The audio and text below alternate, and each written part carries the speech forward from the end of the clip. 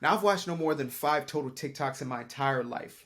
I mean, directly on the platform. I've seen reels, I've seen shorts, but TikTok specifically, I don't watch content on there. However, I was forced to watch the 5th video I've ever watched in my life yesterday. I was trying to get to the creator side of the platform, but you know how they throw you onto the feed, so you at least get your eyes onto something. And the video that popped up happened to catch my attention, and it was very simple, straight to the point, and innocent on the surface. It was a video of a young lady, no older than 19, 20 years old, and over her head was a a title that said "Leave that boy alone" in quotations, like somebody else was saying it, right?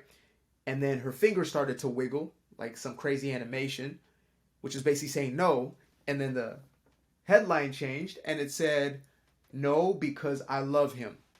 Now, this seemed real innocent on the surface, but I couldn't help but take a little step deeper and think to myself, man, this is problematic. Especially when I looked over to see how many people had liked or shared, etc. I was like, oh, this isn't just this young woman who's thinking this type of way. It's a majority of maybe people her age, etc. But then when I really started digging into it, I said, no, no, no, no, no. Don't blame the generation. Don't blame it even on her. Because I know good and well that I even used to have the belief as far as what love was and having a flawed basis of what true love looked like. Now, for me, I was raised in a household where I did see a mother and father who were working together, right? Who are still working together to make things work and are doing their best to have relationship. However, I am still in a society, in a culture that celebrates the idea of love being infatuation, idea of love being lust, the idea of love being falling head over heels, love being something that you cannot control, you just cannot help. Therefore, you are willing to do anything for that love. You will self-sacrifice, you will neglect yourself, you will abandon yourself in the process of quote unquote love. And so when I was reflecting on this video with this young woman, this is the sentiment that a lot of us have, whether you're 20, 30, 40, 50s, and sometimes in the 60s and the 70s plus. We still hold this concept of love as sometimes love hurts. Sometimes, love is sacrificing who you are. Sometimes love is losing yourself. And in most cases, sometimes love is traumatic. Now, that one right there is the most problematic for me. Because what most of us view as love is nothing more than relationships that are bonded in trauma. And FYI, I'm not a psychologist, but I am a coach and I deal with and I guide and I help individuals in this space on a daily basis. So I understand this from a practical, I understand this from a real, not just textbook, right? I see this every single day. Individuals who have a belief that this person loves me and I love them, therefore I can't leave them regardless of how abusive they are within that relationship. I'm just so in love with this person, I can't help but give my whole self and neglect myself in the process. And I have to stop. And I got to break things down just like I did for myself. And I got to be honest in love, but still be honest nonetheless. Because in a lot of cases, the people around you are probably either not willing or they're not aware of your situation because they're in the same type of situation themselves, right? So they think to themselves, well, when I was in love, I did crazy things.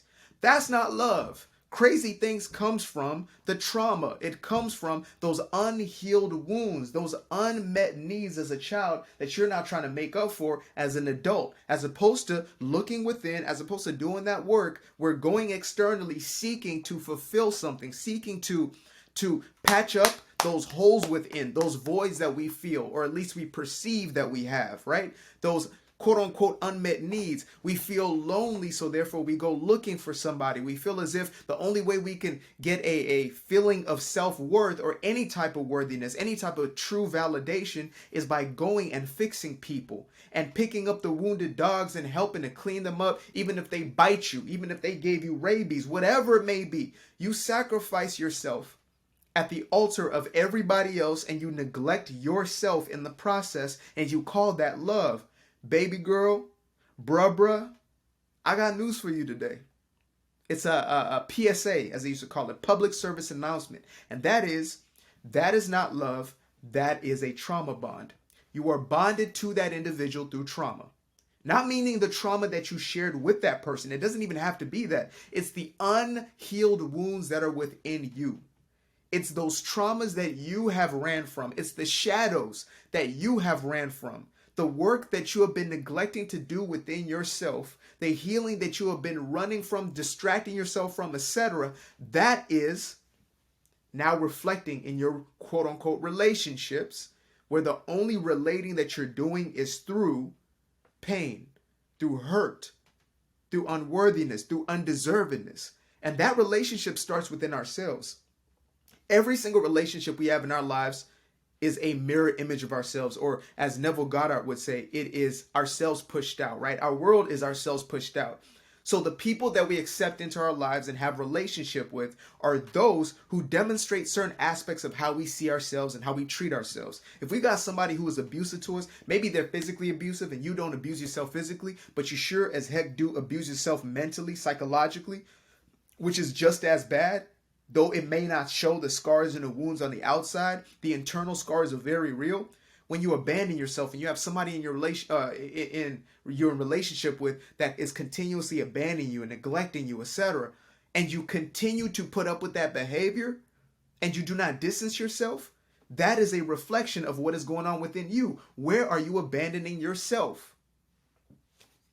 Now, again, I didn't jump on here today to make anybody feel bad or to shame you, etc. I came to bring the truth because the truth is the only thing that set me free. It's the only thing that set any of my students, my clients, the people that I've worked with and had the honor and the pleasure of helping through their own healing journey.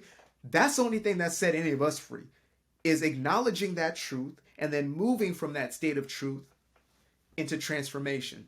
Everything else is a distraction. Everything else is coping, and that's fine for a little bit. Temporary solution, right? If you need coping mechanisms, that's perfectly fine in the here and now. But as we move forward, we are looking to create true, substantial healing within ourselves, right? That's the end goal. That's the mission. That's the purpose. That's the vision at the end of the day, is to create that true internal self-validation. Now, I'm currently building out a webinar that's built for a coaching product that I'm putting together, right? It's going to be a full coaching program, and this is going to be the only way you can really get access to the best way I can help. Because I figured instead of me trying to do 1,000 different things, let me just do one program that's going to solve this problem for good.